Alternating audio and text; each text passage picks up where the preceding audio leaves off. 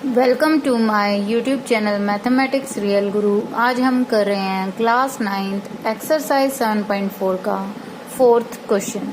Statement है A B और C D क्रमशः एक चतुर्भुज ए बी सी डी जो चतुर्भुज है ए बी और सी डी उसकी सबसे छोटी और सबसे बड़ी भुजा है, यानी कि ए बी जो भुजा है ये सबसे छोटी है और सी डी भुजा सबसे लंबी है। दर्शाइए कि कोण ए सबसे बड़ा होगा, कोण ए सी से बड़ा होगा और कोण बी कोण डी से बड़ा होगा। तो देखिए इसके हल कैसे करना है। तो सबसे पहले आपको एक त्रिभुज लेनी है। त्रिभुज हम लेंगे ए बी सी, ठीक है। तो इसमें अब ए बी सी और ए सी डी क्या कारण है कि हमने ये दो ही त्रिभुज ली, हमने ये और भी त्रिभुजे बन रहे हैं इसमें वो क्यों नहीं ली? क्योंकि हमने जब ए बी सी डी एक चतुर्भुज है तो ए सी और बी डी उसमें दो डायगोनल है। तो पहले हम जो ए सी जो डायगोनल है विकर्ण है, ए सी जो विकर्ण है उसके साथ जो त्रिभुजें बन रही है उनको हमने कंसिडर करना है, लेना है। तो पहली है ए बी सी जो ए सी विकर्ण से बन रही है, दूसरी है ए सी डी, ठीक है। तो पहले हम लेते हैं त्रिभुज ए बी सी में।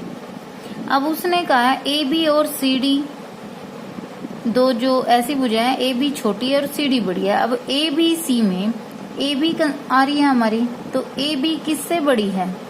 बी सी भुजा से छोटी होगी ना, ए बी सबसे छोटी है तो ए बी बी सी से छोटी होगी।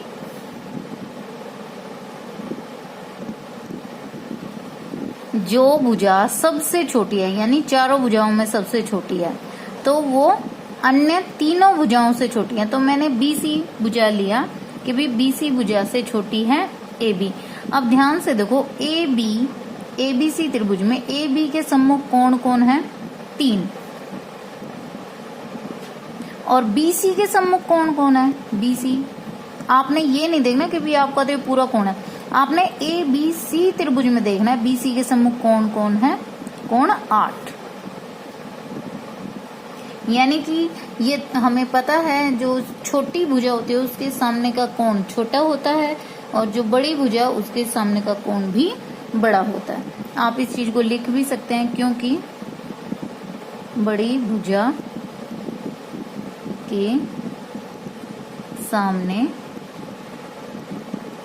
का कोण बड़ा होता है, ठीक है। अब दूसरी त्रिभुज लेते हैं ए सी डी। इसमें जो है सी डी भुजा आ रही है ए सी डी में, देखो, और सी डी सबसे बड़ी है। अब सी डी सबसे बड़ी है तो सी डी ए डी से भी बड़ी होगी। आपको भुजा लेनी है। आप ये सोचिए ए सी से क्यों नहीं कंपेयर करा, इन दोनों को आपस में क्यों कंपेयर करा, इन दोनों को ही क्यों आपस में आप तुलना कर रहे हो बड़ा और छोटा? क्योंकि आपने चतुर्भुज की ही भुजाएं कंसिडर करनी है। तो सी डी और ए डी ही चतुर्भुज की दो भुजाएं जो इस त्रिभुज में भी भुजा हैं। तो सी डी भुजा है सबसे बड़ी तो इसलिए सी डी ए डी से भी बड़ी होगी। अब इसी त्रिभुज में सी डी के सामने देखो कोण कौन सा है? 7। तो कोण 7 भी बड़ा होगा। ए डी के सामने कोण है 4, कोण 4 से। यही सेम रीजन यहाँ पर भी लगता है, ठीक है। इसे हम 1 कह देते हैं और इसे 2। 1 और 2 को जोड़ने पर यानी कि 1 + 2 अगर हम करेंगे तो कोण छोटे में छोटा जोड़ना है। कोण 3 कोण 4 जुड़ेगा, 4 दोनों ही छोटे हैं। कोण 8 में कोण 7, कोण 3 छोटा था कोण 8 से, कोण 4 छोटा है कोण 7 से। तो छोटे छोटे दोनों जोड़ेंगे और बड़े बड़े तो उनका जोड़ भी दो छोटों को जोड़ के दो बड़ों को जोड़ के कंपेयर करें तो इनका जोड़ इनके जोड़ से छोटा ही आएगा। अब ध्यान से देखो, 3 और 4 को जोड़ें तो आपके पास पूरा कोण C बनेगा, और 8 और 7 को जोड़े तो पूरा कोण A, कंप्लीट A। ठीक है, तो कोण C छोटा है कोण A से। ये आपने फर्स्ट जो पार्ट था आपने प्रूव कर दिया। ठीक है, अब सेकंड पार्ट B और D, B यहाँ है और D यहाँ है, तो इन दोनों को भी आपस में कंपेयर करना है कि कौन B बड़ा है कौन D से। तो इसके लिए भी आपको दो त्रिभुजें लेनी है जिनमें आप BD विकर्ण का प्रयोग करेंगे। ठीक है, तो अब की बार त्रिभुज लेंगे ABD, D में AD बड़ा है AB से, AD बड़ा है AB से क्योंकि AB सबसे छोटी भुजा है। अब AD के सामने कोण है 1 और AB के सामने कोण है 6। ठीक है, और इसे हम नंबर 3 दे देते हैं। अब त्रिभुज ले लेना BDC। BDC में CD भुजा बड़ी है BC से, अब CD बड़ी है BC से। आपने BDC ये वाली त्रिभुज ली है तो CD तो सबसे बड़ी है, BC से भी बड़ी होगी। अब CD के सामने कोण है 2 और BC के सामने कोण है 5, यानी कि कोण 2 बड़ा है कोण 5 से। अब जो बड़े बड़े हैं उनको जोड़ दो, इधर कोण 1 बड़ा है इधर कोण 2 बड़ा है। 3 जमा 4 करेंगे, समीकरण 3 जमा समीकरण 4 करेंगे तो क्या मिलेगा हमें, कोण 1 जमा कोण 2 बड़ा होगा कोण 6 और 5 को जोड़ेंगे। अब ध्यान से देखो, कोण 1 और 2 को जोड़ने पे क्या मिलेगा, कोण B, और 6 और 5 को जोड़ने पर कोण D। तो यानी आपने क्या सिद्ध कर दिया, कोण B बड़ा है कोण D से। और यहाँ पर ऊपर आपने करा था कोण A बड़ा है कोण C से। नेक्स्ट क्वेश्चन है हमारे पास क्वेश्चन नंबर 5। PR बड़ा है PQ और PS जो है वो कोण QPR को समद्विभाजित करता है। देखो हमारे पास एक त्रिभुज है PQR, इसमें कंडीशन दे दी PR PQ से बड़ा है, ये PR है और ये PQ है। तो PR जो भुजा है वो PQ से बड़ी है। साथ में PS एक रेखा है जो कोण QPR इस पूरे कोण को समद्विभाजित करता है, यानी कि कोण 1 और कोण 2 बराबर है। सिद्ध कीजिए कि कोण PSR ये वाला और बड़ा है कोण PSQ इधर वाले कोण से। ठीक है, हल देखें इसमें। सबसे पहले जो हमें दे रखा उससे हम क्या निष्कर्ष निकालते हैं, PR बड़ा है PQ से। अब PR के सम्मुख जो ये भुजा है इसके सम्मुख कोण ये है, इसको हम नाम दे देते हैं। जैसे इसको 1 2 दिया, इसे 3 दे देते हैं और इसे 4, ये है 5 और ये है 6। देखो अब PR बड़ा है PQ से तो PR के सम्मुख कोण 3 है और PQ के सम्मुख कोण 4 है। अब लिखेंगे क्योंकि PR बड़ा है PQ से, इससे क्या होगा, इसलिए PR के सामने कोण 3 बड़ा होगा PQ के सामने कोण 4 से। कारण बड़ी भुजा के सामने बड़ा कोण। ठीक है, अब दूसरी बात उसने कही है PS कोण QPR को समद्विभाजित करता है, यानी कि PS ने कोण QPR के 2 टुकड़े करे जो कि बराबर है, यानी कि कोण 1 और कोण 2 बराबर है।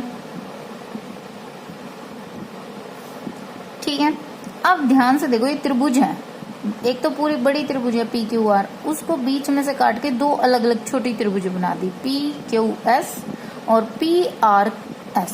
ठीक है, अब एक त्रिभुज कंसिडर करने के लिए आपको उसके तीनों कोण कंसिडर करने होते हैं, ठीक है। तो कोण 1, कोण 3, कोण 5। अब यहाँ पर हम क्या करेंगे, ये जो कोण 3 बड़ा है कोण 4 से, उसमें ये दोनों बराबर चीज है, तो बराबर चीज दोनों तरफ जोड़ देंगे तो उसकी जो ये चिन्ह है, इनइक्वालिटी चिन्ह, ये नहीं बदलेगा। अब अगर आप कोई छोटी एक तरफ बड़ी चीज डालते हैं तो वो इनइक्वालिटी चेंज होती है, ठीक है। लेकिन यहाँ पर तो दोनों बराबर हैं, तो दोनों को दोनों तरफ जोड़ने पर, और ऐसा भी नहीं है कोण 2 को कोण 3 में जोड़ दें, कोण 1 को कोण 4 में, नहीं। आपको यहाँ त्रिभुज में देखना है। 1, 3, 5 एक त्रिभुज में है, 2, 4, 6 दूसरी त्रिभुज में, तो 4 और 2 को जोड़ना है, 3 और 1 को जोड़ना है। देखो इसे हम 1 कह देते हैं और इसे 2। समीकरण 1 में समीकरण 2 जोड़ने पर 3 जमा 1 कोण 1 बड़ा रहेगा कोण 4 जमा कोण 2। अब ध्यान से देखो, आपको पता है किसी भी त्रिभुज के तीनों कोणों का जोड़ 180 होता है? यानी कि मैं यहाँ लिख भी देती हूँ, त्रिभुज के तीनों कोणों का योग 180 होता है। तो इसलिए कोण 1 जमा कोण 3 जमा कोण 5 कितने होंगे? 180। जिसमें कि हम कोण 3 और कोण 1 को निकालें तो वो किसके बराबर आएगा? 180 घटा कोण 5 के। इसी प्रकार दूसरी त्रिभुज में भी कोण 2 जमा कोण 4 जमा कोण 6 क्या होएगा? 180। इसी नियम से तीनों कोणों को जोड़े तो 180 आता। कोण 2 और कोण 4, कोण 6 परली साइड चला जाएगा, 180 घटा कोण 6। ध्यान से देखो अब ये दो चीज, ये जो समीकरण बन रही है आपकी 3, इसमें कोण 3 जमा कोण 1 की जगह आप ये लिख सकते हैं क्योंकि ये दोनों बराबर हैं। तो लेफ्ट साइड आ रही है 180 घटा कोण 5, और राइट साइड कोण 4 जमा कोण 2 था, उसकी जगह आप लिख सकते हैं 180 घटा कोण 6। ठीक है, आप दोनों तरफ से 180 को हटा सकते हैं, कैंसिल हो जाएंगे, या फिर इसको ऐसे करें, इसको इधर ले आए और इसको इधर ले आए। ठीक है, देखो कैसे 180, चलो मैं पहले ऐसे करती हूँ, सिर्फ 180 को इधर लाएंगे, निशान बदल जाएगा, 180 घटा का घटा कोण 6, घटा का 180 जमा का कट गए, माइनस कोण 5 बड़ा है माइनस कोण 6 से। तो माइनस से, या तो ऐसा करो माइनस से दोनों तरफ गुणा कर दो तो ये जमा के हो जाएंगे माइनस माइनस प्लस। यह एक तरीका है इसका कि आप इस तरीके से भी समझ सकते हैं, ये माइनस का है, ये लेफ्ट साइड में जाएगा तो प्लस का हो जाएगा, और ये वाला माइनस का है, ये राइट साइड में जाएगा तो ये भी ये प्लस हो जाएगा। क्योंकि हमें पता है जब भी इनइक्वालिटी हो या इक्वालिटी हो, जब आप पोजीशन चेंज करते हैं तो वो साइन चेंज हो जाता है। जैसे भी आपको समझ में आए, तो मैं फिलहाल ये कर रही हूँ -1 से दोनों तरफ गुणा करने पर,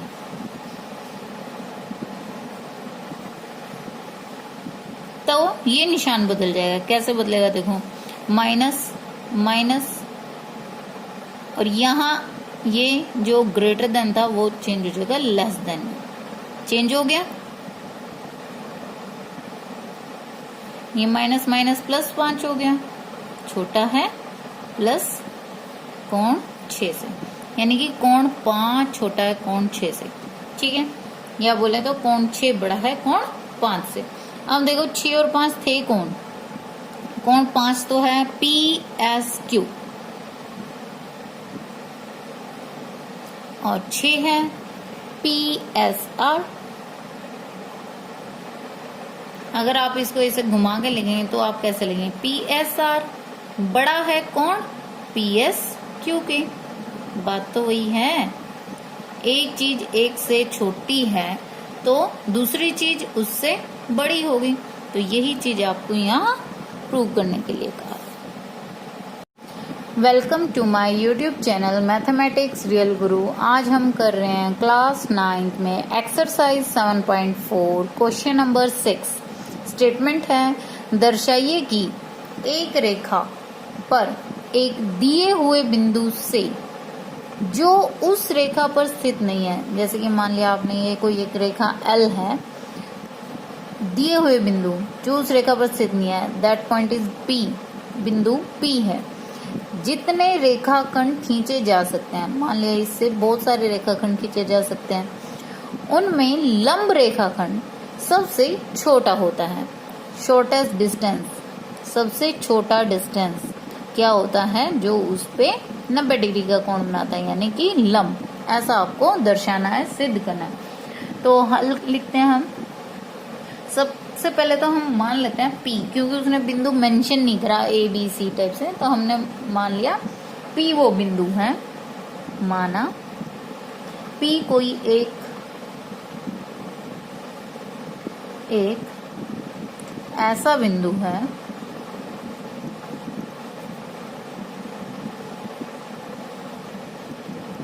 जो रेखा L पर स्थित नहीं है। L पर तो नहीं है ना, क्योंकि इसी रेखा पर स्थित बिंदु से इसी रेखा पर कैसे लंब डालेंगे, यानी P बिंदु L रेखा से और कहीं है, चाहे ऊपर नीचे कहीं भी हो सकता है, ठीक है। तथा आपने P से L पर PM जो है लंब डाला है L रेखा पर, ठीक है। अब आपने माना है M बिंदु के अतिरिक्त भी यहाँ पर कोई और बिंदु है, M के अतिरिक्त या अलावा रेखा L पर N कोई बिंदु है,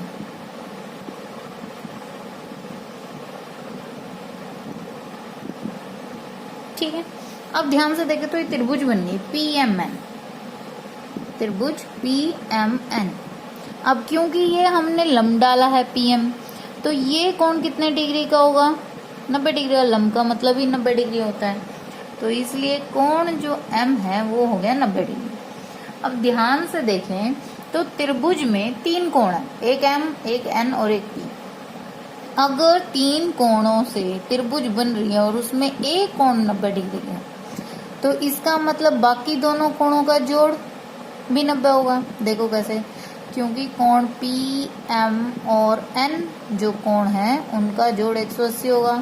कोण योग नियम भी लिख सकते हो, कोण योग नियम, त्रिभुज के कोण योग नियम क्या कहते हैं, त्रिभुज के तीनों कोणों का जोड़ हमेशा 180 होता है।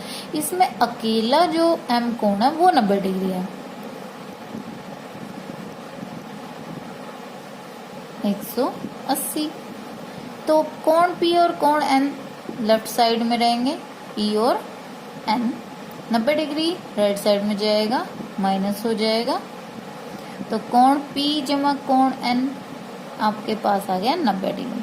अब ध्यान से देखो, कोण M अकेला 90 डिग्री और इन दोनों कोणों का जोड़ भी 90 डिग्री। तो कॉमन सी बात है, ये दोनों ही कोण न्यून कोण है, अतः कोण P और कोण N दो न्यून कोण। न्यून कोण का मतलब क्या समझते हैं, 90 डिग्री से छोटे न्यून कोण होंगे। तो कंपेयर करें तो कोण N 90 डिग्री से छोटा होगा, यानी कि कोण N कोण M से भी छोटा होगा कोण M से, क्योंकि 90 डिग्री से छोटा है और ये पूरा 90 डिग्री है, ठीक है। अब कोण N के सामने कौन सी भुजा है, PM छोटी होगी और M के सामने PN, ठीक है। यानी कि PM छोटा और PM क्या था हमारे पास, लंब रेखा, ठीक है। तो अतः लंब रेखा जो होती है, लंब रेखा सबसे छोटी रेखा होती है। ठीक है, यही चीज आपको सिद्ध करनी थी, जो कि यहाँ हमने सिद्ध कर दी।